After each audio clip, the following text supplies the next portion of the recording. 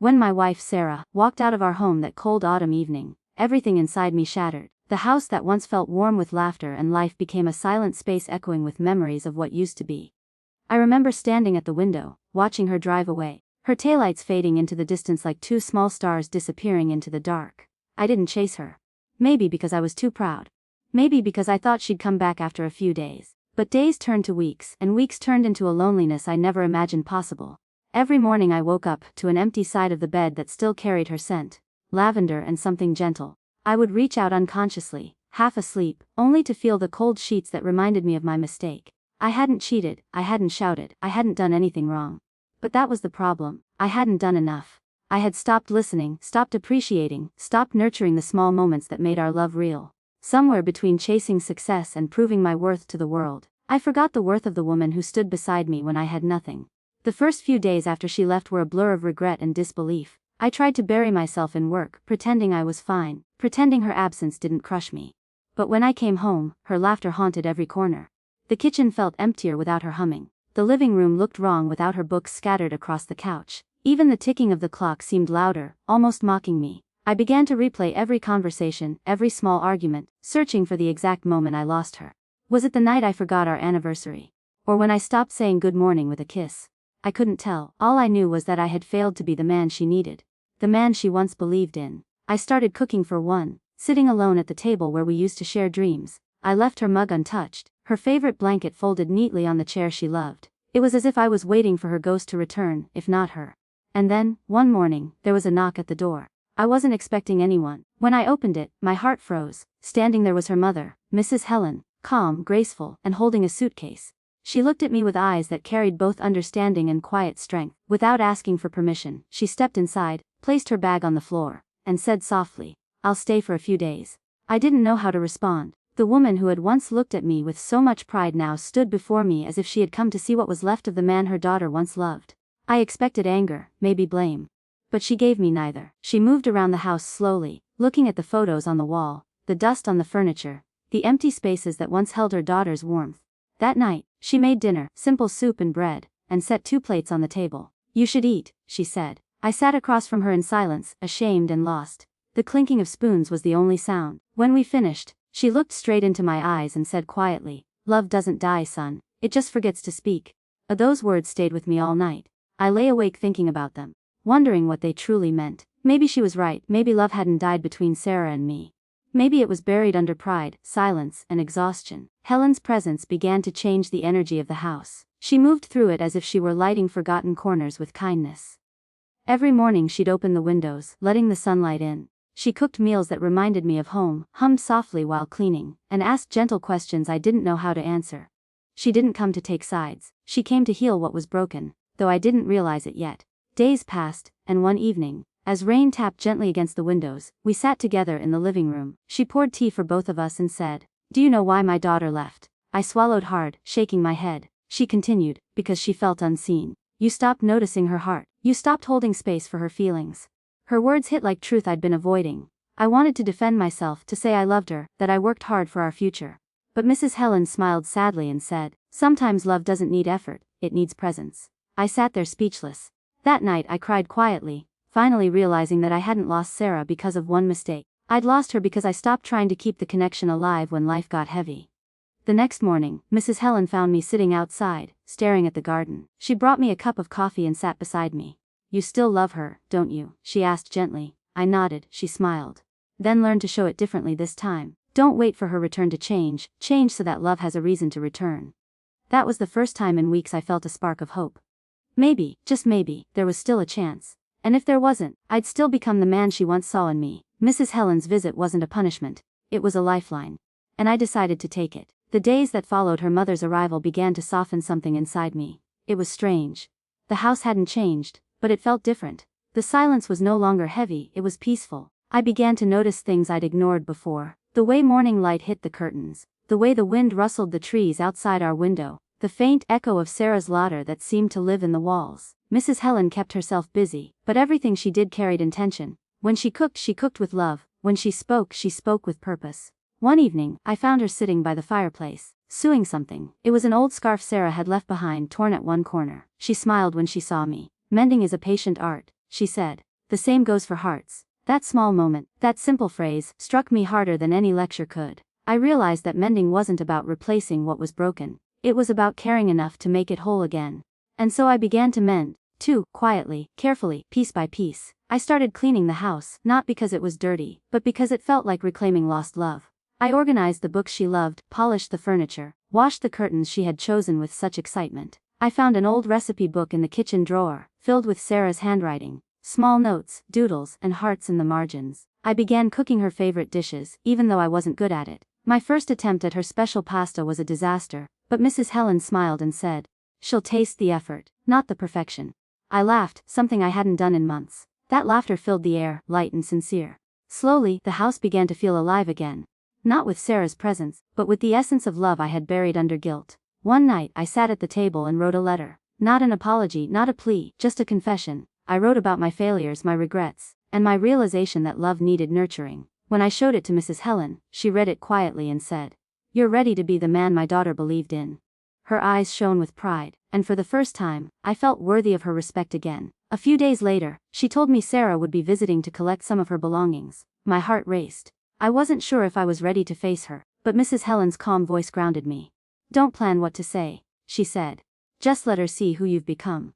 The morning of her arrival, I woke early, cooked breakfast, and set flowers on the table, not to impress her, but to honor her. Every heartbeat felt louder as I waited by the door. When she finally arrived, it felt like the air itself paused. She looked the same, maybe a little tired but still radiant in that quiet way that always melted me. Our eyes met, and for a second, neither of us spoke. Mrs. Helen greeted her gently, then disappeared into the garden, leaving us alone.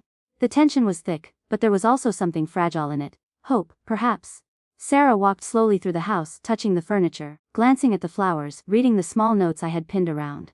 Each one held a piece of my heart, a small promise of change. When she turned toward me, her eyes were wet. "You did all this?" she asked softly. I nodded, unable to speak. She looked around again, then whispered, "I almost didn't come today." That moment hung in the air like a test of fate. I took a deep breath and said quietly, "I don't expect you to stay. I just wanted to make our home feel like love again. Even if it's only for a day." She stepped closer, her expression unreadable. "You changed," she said, almost to herself. "You were always kind, but you were distant. Now you feel present." I smiled faintly. "Your mother reminded me how to listen. Not with my ears, but with my heart." Sarah's eyes softened. She walked to the kitchen and picked up the scarf her mother had mended. Her fingers traced the stitches gently. "She used to fix everything when I was a child," she said with a tremor in her voice. "Broken toys, torn clothes, hurt feelings. I guess she's still doing it. This time with us." She turned to me, and in her gaze, I saw both the pain of the past and the possibility of something new. That evening, we sat together on the porch, saying very little. The silence between us was no longer empty. It was full of everything we didn't need words to express. When the sun set, Mrs. Helen joined us outside, holding 3 cups of tea. She sat quietly, letting the moment breathe. "Love," she said softly, "isn't about perfect timing. It's about choosing each other again, even after time breaks you apart." Sarah looked at her mother and then at me, a tear slipping down her cheek. I reached out, hesitant, and she didn't pull away. Our fingers touched, lightly, uncertainly. But it was enough. That single touch felt like forgiveness. As night settled, Mrs. Helen smiled and whispered, "Maybe it's time for me to go home." I protested, but she shook her head. "My work here is done," she said. "Now it's yours." The next morning, she packed her things and hugged Sarah tightly before turning to me. "Take care of her heart," she said. "It's braver than you think." And then she was gone, leaving behind the quiet blessing of her love and the echo of her wisdom. Sarah stayed a few more days. Each day felt like rediscovering something we thought we'd lost forever.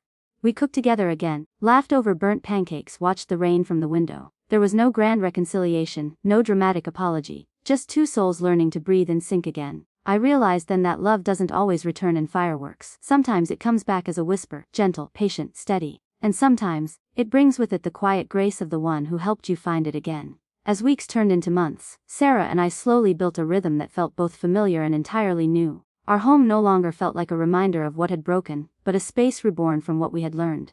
I started noticing the small things. How she tucked her hair behind her ear when she was nervous, how her laughter always came in waves, how she hummed softly when she was happy. Those were the things I used to overlook, and now, they became the heartbeat of my days. We didn't chase perfection anymore. We chased peace. We learned to meet each other halfway, to apologize without hesitation and to speak with love even when we disagreed. Sometimes, love isn't loud. Sometimes, it's the quiet understanding that 2 souls can still walk side by side after being broken and mended by time. Our evenings became sacred again. We would sit on the porch watching the stars slowly fill the sky. There were moments of silence, but those silences spoke more than any words could. One night, Sarah leaned her head on my shoulder and whispered, "I used to think leaving was the only way to be heard." I looked at her and said softly, "And I used to think silence meant peace." We both smiled sadly because we knew how wrong we had been. Love had taught us its hardest lesson. That communication isn't about speaking, but about connecting. From that day forward, we promised never to let another quiet wall grow between us. And with every shared breath, we began to rediscover the version of ourselves that had fallen in love in the first place. As winter approached, we decided to visit Mrs. Helen again, the woman who had unknowingly rebuilt our world. When she saw us walking up the path together, hand in hand, her eyes welled with tears. She didn't say much, just opened her arms wide and embraced us both. "I knew you'd make it," she said softly. Sarah laughed and replied, "You always know." That evening we sat by the fire with her, reminiscing about old memories and new beginnings. Mrs. Helen told stories of her own marriage, of struggles, forgiveness, and the beauty of choosing love again and again.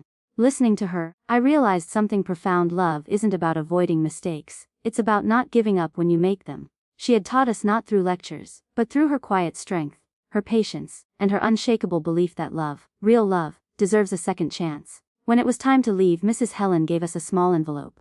"Don't open it now," she said. "Open it when you truly understand what it means to start over." We thanked her, hugged her goodbye, and drove home. Days turned into weeks again, and one morning, while cleaning the bookshelf, Sarah found the envelope. She smiled and said, "I think now's the time." We sat together on the couch and opened it. Inside was a simple handwritten note that said, "Love doesn't return to where it was. It grows where it is replanted." We both sat in silence for a long time, holding each other's hands. That single line felt like the summary of everything we had been through.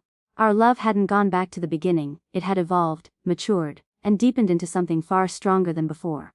Months passed, and our lives continued with gentle stability. There were still arguments, small disagreements, and moments of frustration, but they no longer scared us. We faced them together as a team. The fear of losing one another had transformed into the courage to stay and work through anything. Every day, I thanked the universe for giving me another chance to hold her hand, to hear her laugh, to feel her beside me. There were nights I'd wake up, watch her sleep, and think about how close I came to losing everything. And in those quiet hours, I'd whisper a silent prayer of gratitude.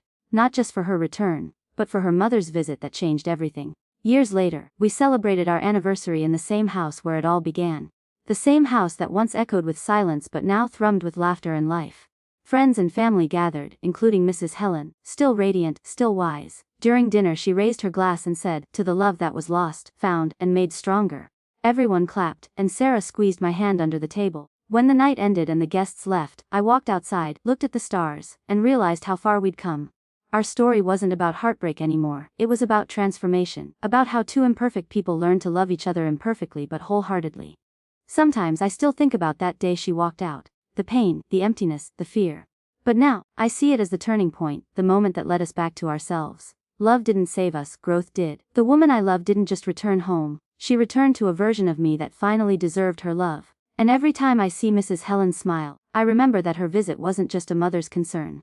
It was destiny's gentle hand, reminding us both that love never truly leaves. It just waits to be understood. Love isn't about holding on tightly. It's about holding on rightly. Sometimes, someone has to walk away for both hearts to learn how to come back stronger. And sometimes, the miracle of love arrives not in grand gestures, but in the quiet wisdom of those who remind us what love truly means. If this story touched your heart, share it with someone who believes in second chances. Subscribe for more emotional love stories that prove true love doesn't fade, it transforms.